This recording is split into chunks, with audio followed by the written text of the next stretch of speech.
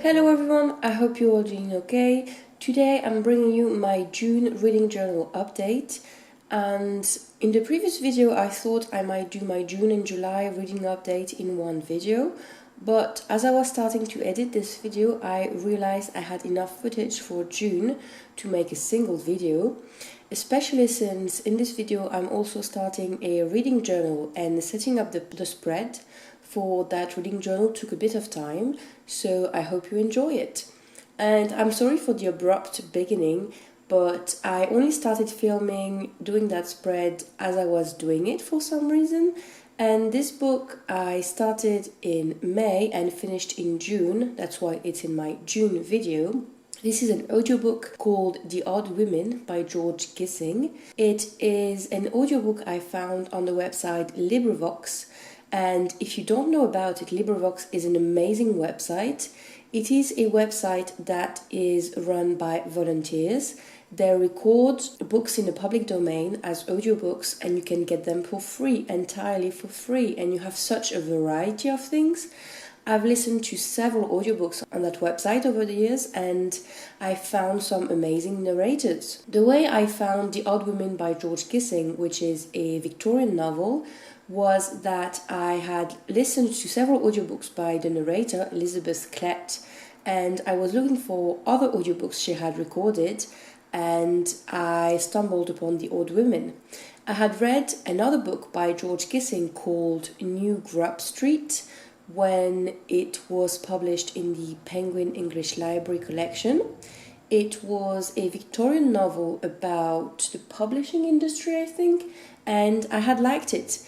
The Victorian era is one of my very special interests, and every time I read something or listen to something that's about the Victorian era, I'm so happy, I'm so at home. I love learning about the little details of everyday life. I was curious about The Odd Women because it's about the women's movement. He is talking about suffragettes, about women trying to educate themselves. It's a Victorian novel, so if you are depressed, don't read it or don't listen to it because it's not going to cheer you up. I will talk about the books a bit more later. I just wanted to talk to you about the spread I'm doing right now. I wasn't really sure what to do with that spread. I started, as you saw, with the little collages on the right of the page, and I did a little collage with an illustration of women cycling. I think it's an original 19th century illustration, and I really like the colors of that illustration. They're pastel, so I decided to use the flowers and some book pages I torn. At the top right, I wanted to add a quote on this little tag I had found in a book I bought second-hand a few months back in Montreal, but I chose a pink flower and I think it doesn't go with what I had done on the bottom right. I wasn't really sure what color to use the title because I was so confused about the colors I had already used on the spread, and I thought that this deep blue would contrast nicely with what I already had and it would recall the pale blue on the illustration. So I did my usual cutout letters on scrap paper. I used my Crayola Super Tip markers and I drew an outline with my Moody gel pen. This is a very tedious process to do that, but I usually really love the result. But when I put the blue letters on the page, I wasn't happy and I needed some time to regroup.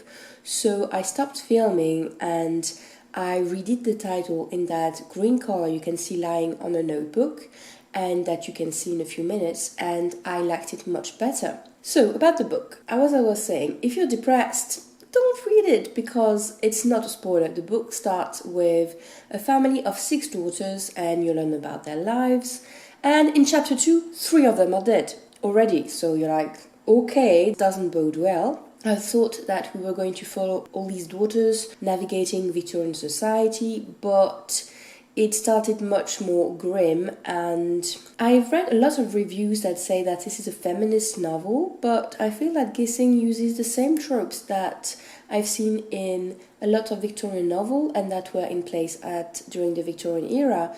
You have the trope of the fallen woman, so the woman that dies because she kissed another man, basically. It was an interesting novel to listen to, but it was long and some dialogues just weren't going anywhere. They were repeating the same things over and over, and I really was disappointed that he used the trope of the fallen woman. I thought he would change that, but he didn't. He did end up using it, and I thought it was just boring, in fact, and not in line with all that he had done before. I found one of the characters very interesting. She's called Rhoda Nunn, and I really liked her storyline.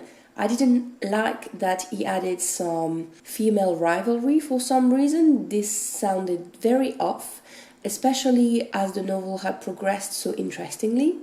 But I'm glad I listened to it. It gave me a jolt of Victorian era feel, and it gave me details about women's everyday life. The thing I really didn't like was when George Gissing was trying to make women think and explain what women would have thought at the time. I'm like, how would you know, George? Are you a Victorian woman? I mean, it's interesting to see what his male characters think of the women's movement, but I'm a bit dubious that a Victorian man would have known what Victorian women were thinking.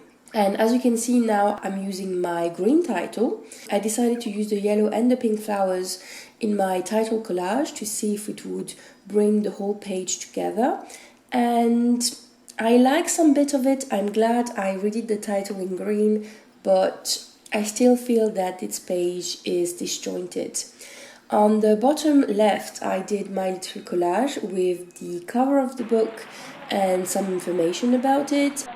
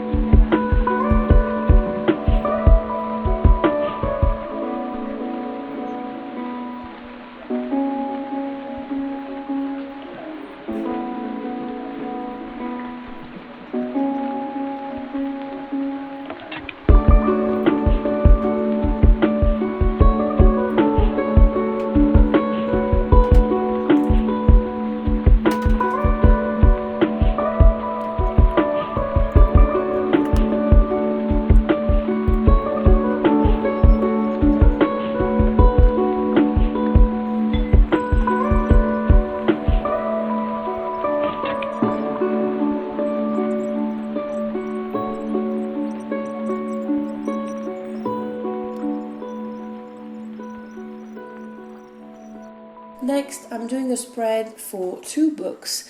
I had read a children's album in May, and I think it was in the beginning of June that I read a graphic novel, and I wanted to talk about those books, but I didn't have enough to say for a full spread for each of them. I decided not to do a cover page this month, as I had done the previous months. I was not inspired by anything to do a full spread, so I just did my usual little header for the month.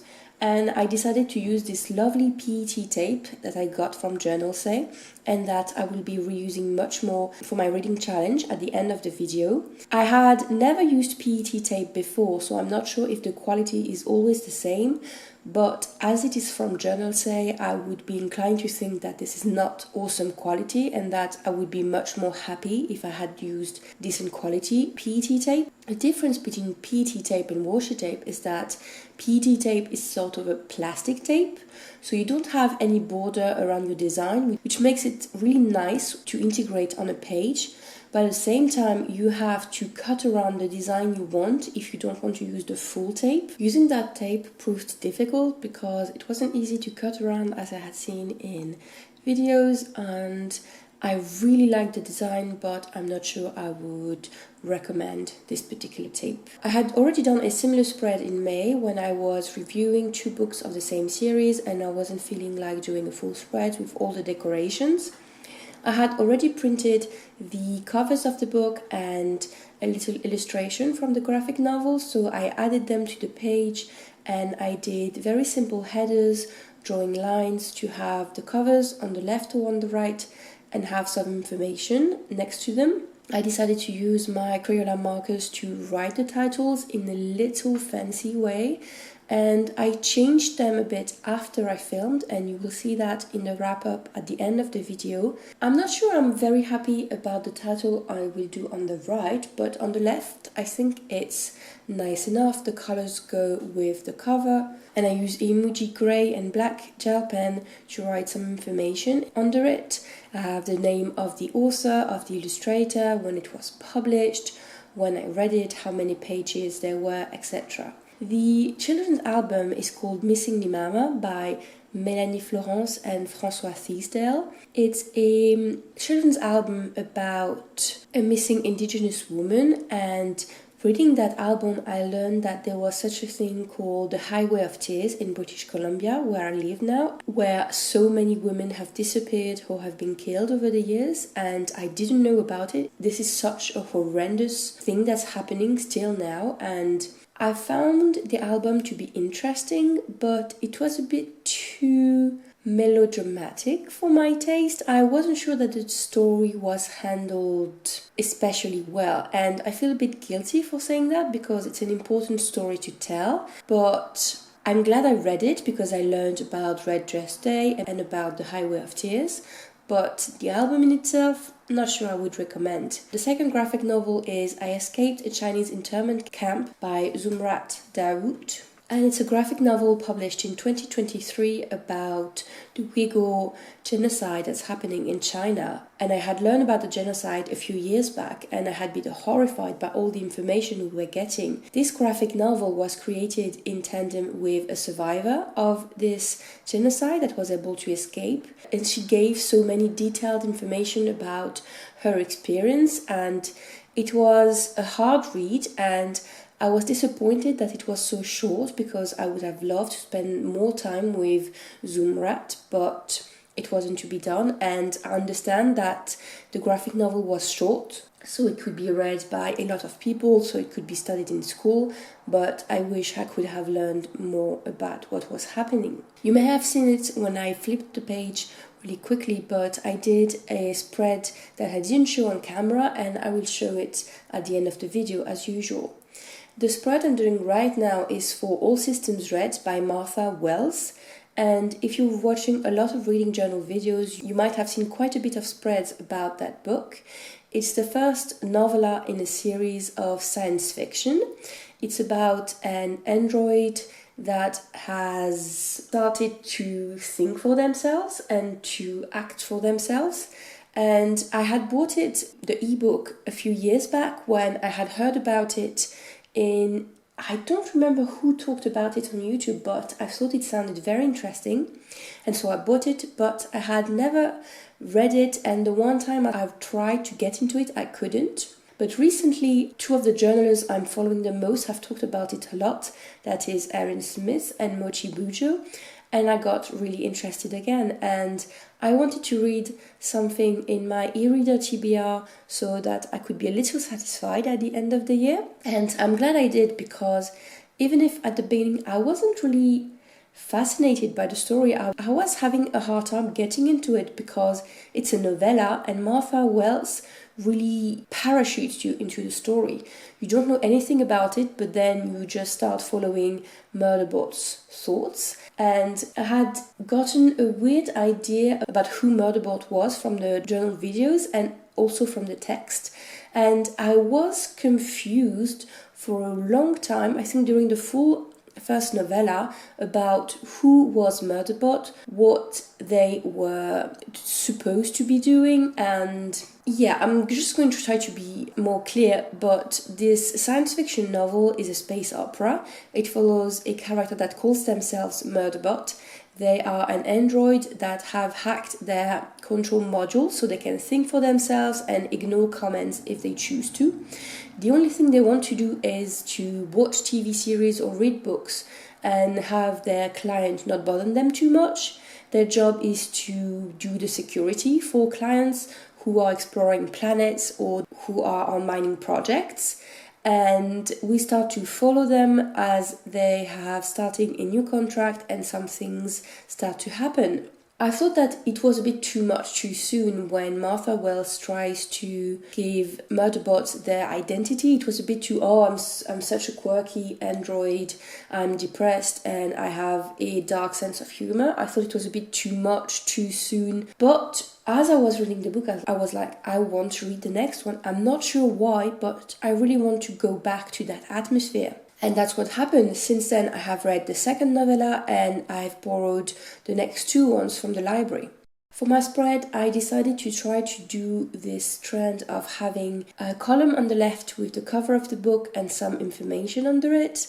I saw it first on Mochi Buju's reading journal, and as I wasn't feeling too inspired to do a spread for All Systems Red, I thought this was a nice compromise. I decided to spend quite a bit of time on the title of this volume as I wasn't going to do much decoration on the spread, and I wrote the letters in almost the same font as in the cover. For me, the atmosphere of the book called for red, and I decided to try to do these gradient letters that I had never done before. I was only using this tomato red Crayola marker that you can see at the top, but I thought that the gradient wasn't really working well with only that color, even with several layers. So I used the more burgundy one you can see on the left, and I really like how the letters stand out. I was having trouble imagining that spread because for me, All Systems Red was a mix of hard technology, chrome and steel, and at the same time they're on a planet trying to do some atmospheric readings, some studying the environment. So for me there were trees and chrome and steel, and I wasn't sure how to mesh all of this. So I decided to just retain one characteristic of that series, which was the red. I looked for some pictures that for me screamed space opera and science fiction. I added a quote from the book that I really liked. You see that I had drawn too long a line, so I used different markers to try to erase it. And I was trying to see if I could use some leaf stickers to have this more natural atmosphere that I imagine in the book, but it wasn't working out for me. I put these two pictures on the bottom right, and I used some black masking tape to remind me of the science fiction atmosphere, to be as if I had stuck the pictures on the page with the masking tape. And I also added another quote above these pictures. I realized that I often don't have enough space on this spread to write everything I want to do, because when I write reviews, I like to explain how I got to know about the book, which format I read in, when I read it, all this little story, and then I have my thoughts about the book. And sometimes I have a lot of thoughts that I need to write in quite a bit of detail, and I'm not sure how to do it. I don't like the idea of writing like 4 pages about a book. I like the unity that a spread has. The next spread I'm doing was for Bird Girl and the Man Who Followed the Sun by Velma Wallis. And I think it was in the previous video that I had done a spread for another book by Velma Wallis, which was Two Old Women. And I had loved Two Old Women.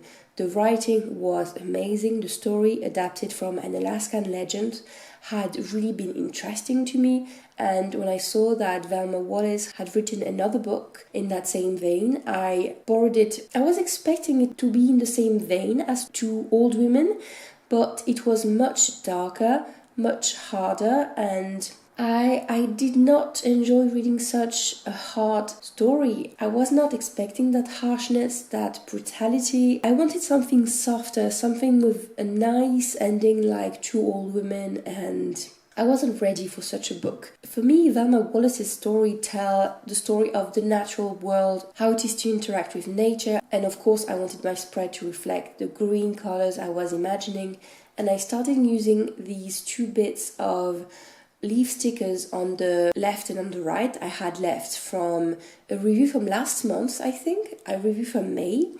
And I liked how they turned out, but I thought it wasn't enough. So I took that sticker sheet I had bought at Dollar Tree last year, I think, and the ginkgo leaves, and I thought that the orange colors would go well with the spread and would contrast well with the green leaves I had already put on the spread, especially since the leaves I had put were also ginkgo leaves. I always find it very pretty when using leaves to have them as if swept by the wind, and that's what I did in that spread. It's a very simple trick to do, and I've done it several times in my journal, but I always love how they end up. Because these stickers were quite thick, I had to cut them where they were on both pages, but I think it still looks fine. And I wasn't feeling like I wanted to hand letter the title and have to cut around it again like I did in the previous spreads. So I decided to use my letter stamps that I got from Action in France. I have used that set of stamps quite a bit in the journal so far, and I thought that the ornate letters would go well with the spread. But for some reason the ink wasn't really working well on that piece of brown paper, so I had to go over the letters with a black marker. I just used the stamps for Bird Girl, and then I wrote "And the Man Who Followed the Sun" with the black marker, because otherwise I wouldn't have had enough space to write the full title, and I thought that it would be a bit too much to have so many words done in the big font that the stamp is. And I quite like the mix of stamping and writing. I added a few stickers of camera, a quote, and then I wrote my review. This is one of the spreads I enjoyed the most in June, and I'm really happy that I found these leaf stickers at the Dollar Tree. Now I'm updating my page called Books on Shelves. I did not update it in the previous video, but if you've seen my other reading journal videos, you would have seen me setting it up. It's a page on which I draw a book shape for each of the books I've read in 2024. I also have the books for 2023 on that little shelf, because I did not read a lot in 2023, so I thought I might as well get all the books on the same spread.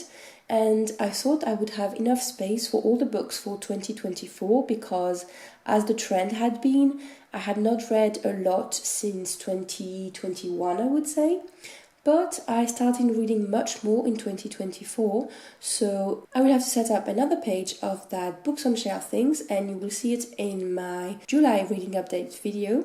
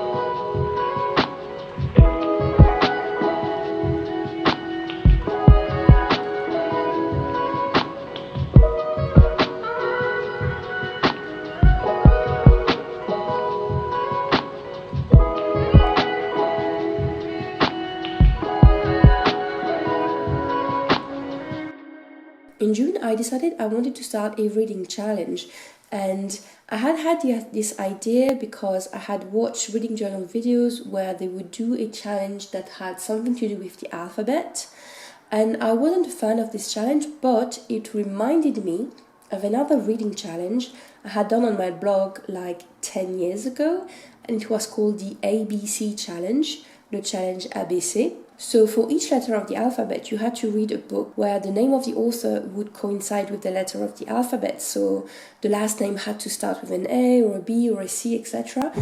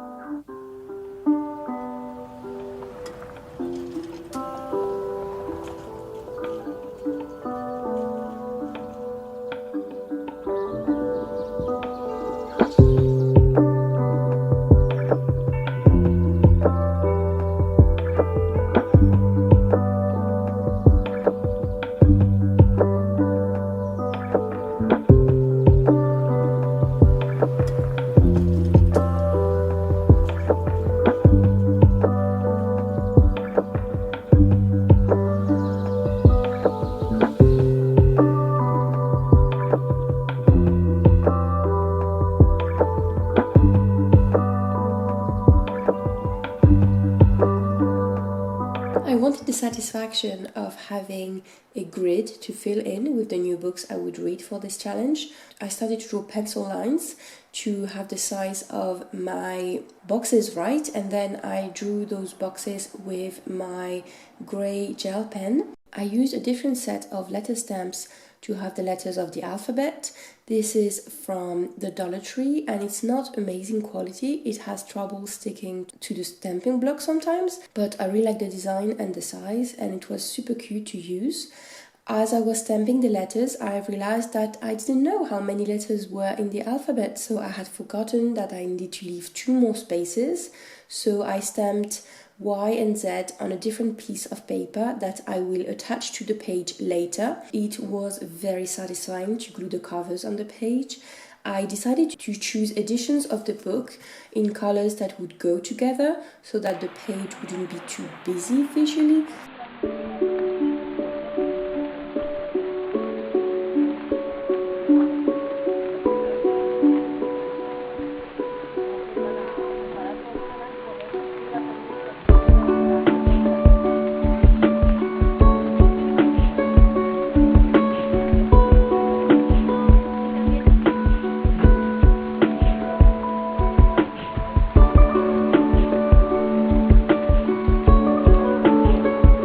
I've done all my spreads, so it's time for the wrap-up. We are starting with The Odd Woman by George Gissing, and I told you in the video I wasn't too happy about it because I think that the pink and the yellows don't really go together. I feel that all the little vignettes are separate and don't work in a single spread, but that happens sometimes.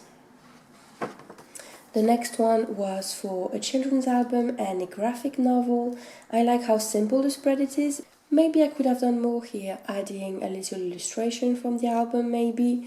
And as I said in the video, I've added a little gradient effect to the titles and I think it works much better on this title than this one because the letter I's are smaller and this title doesn't work as well. But I'm glad I've started to do little effects on my titles. This is a spread I didn't show you on camera. I had reread the first 5 volumes of the Bibliophile Mystery series by Kate Carlyle. The first volume is called A Homicide in Hardcover. I had first read them 10 years ago and I'm not sure if it's because this is summer and the first time I read it was summer too, but I had been itching to reread them and maybe finally finish the new volume I had started last year. And I enjoyed the first volume, but then all the things that annoy me about that series came back. The fact that Kate Carlyle, like a lot of authors that do little mystery series like that, they always summarize the previous volumes in the new ones and it takes so much space to do. It's just so annoying when you've read them, and I know you can just not read those passages, but I don't understand why you describe everything that's happened even if it doesn't help understanding that volume. And anyway, it was still nice to reread, but I didn't want to do a spread for each volume. And when I started this one, I wasn't feeling too creative and I thought I was going to do something similar to this. I had printed the first cover and I thought I was just going to write my review, but I wanted to see if just adding these pages of graph paper would add a little ambience to the page and make it an easy spread. I decided to try to letter the title a little bit, and because I was on graph paper, I could use some markers because they wouldn't ghost through the page. And I made a little mistake here, so I cut out a bit of graph paper from another page and glued it on top. The little trick was that because this is aged paper, it's like 50 years old I think, the yellowing is not uniform, so it was hard to find a piece of paper that would fit here. And you can clearly see it in person. I'm not sure if you see it too much on camera, but I think it's fine. And because I wasn't feeling like decorating too much, I thought I might try to use one of the sticker sheets I had bought from Marigo Nasuli and that I showed you in the previous video. I used the Dark Academia sheets because I thought it worked well with my theme. There were some skulls, a lady reading, a cat, all the things that are in the novels. And I had not realized that there was a pink border around the stickers, and when I started putting them on the page, I was like, I'm not sure that works, but I started using them and I wanted to use the pretty stickers. So I continued with it, and what I really like with Mariguna 3D stickers is that all the little bits on the sticker sheets are usable. All these little leaves and stars, you can remove them because on most sticker sheets those are just there to decorate the page, but you can't use them, and it's so tempting to use them because they go so well with the other stickers and they can add a little decoration in some spaces. So I was glad when I realized I could lift them from the page. And I think that in theory the spread works. It's all very dark academia, like academia, but for me it does not reflect the atmosphere of the books.